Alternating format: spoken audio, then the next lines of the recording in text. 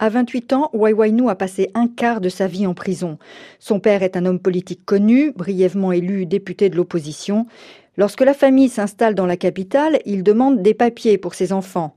Comme les Rohingyas n'ont pas d'existence officielle, il les déclare Kamen, une ethnie musulmane reconnue par l'État. Mais quelques années plus tard, le gouvernement le condamne pour falsification d'identité et toute la famille est emprisonnée. Ce qui m'a permis de tenir le coup, c'est le sentiment d'injustice. Je savais que j'étais face à une injustice, j'ai compris que si j'abandonnais, mon avenir était mort. Je ne pouvais m'en sortir qu'en étant forte et en dénonçant cette injustice, et pour que ça évite à d'autres personnes de se retrouver dans la même situation.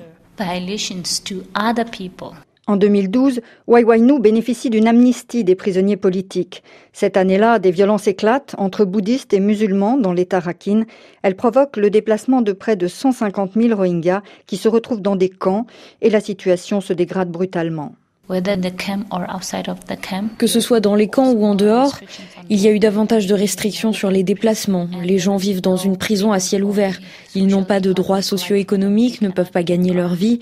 Ils n'ont aucune sécurité alimentaire ni sanitaire. Accusés d'être des migrants illégaux, ils sont privés des droits humains les plus élémentaires. Au final, pour trouver une solution à cette situation et aux violences, le gouvernement a proposé une solution, le plan d'action Rakhine. La Birmanie considère les 800 000 Rohingyas de l'État Rakhine comme des immigrés clandestins venus du Bangladesh voisin et les appelle Bengalis.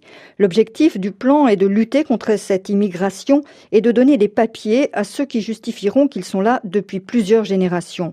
Pour Waiwainu, c'est tout simplement de la poudre aux yeux. Ils essayent de donner des gages à la communauté internationale, mais pour nous, ce n'est pas une solution, c'est un plan, pour nous achever, un plan d'épuration ethnique, pré-génocidaire. Ils vont commencer par faire de nous des étrangers en nous forçant à nous identifier comme Bengalis, et ceux qui ne pourront pas prouver qu'ils sont en Birmanie depuis 3 générations n'auront aucun droit à la nationalité birmane et seront placés dans des camps pour toujours. Ceux qui refuseront l'appellation bengali seront tout simplement exclus du processus. Ceux qui l'accepteront et qui prouveront qu'ils sont là depuis assez longtemps obtiendront ce qu'on appelle la nationalité par naturalisation, car il existe plusieurs niveaux de citoyenneté en Birmanie.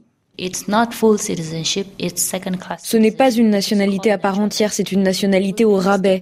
Elle entraîne des restrictions sur le plan économique, dans l'éducation, la politique, le droit à la propriété, dans tous les aspects de la vie courante. Et elle peut être révoquée par l'État à n'importe quel moment.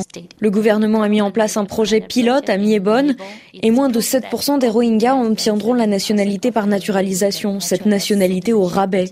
Les autres finiront dans des camps. C'est de l'apartheid, sûrement pas une solution. Pour nous, la seule solution, c'est d'amender la loi de 1982 sur la nationalité, de restaurer notre pleine citoyenneté et de reconnaître notre identité Rohingya. Les organisations internationales de défense des droits de l'homme sont également très inquiètes. Pour Human Rights Watch, ce plan va tout simplement permettre au gouvernement de légaliser la ségrégation des Rohingyas et la négation de leur existence.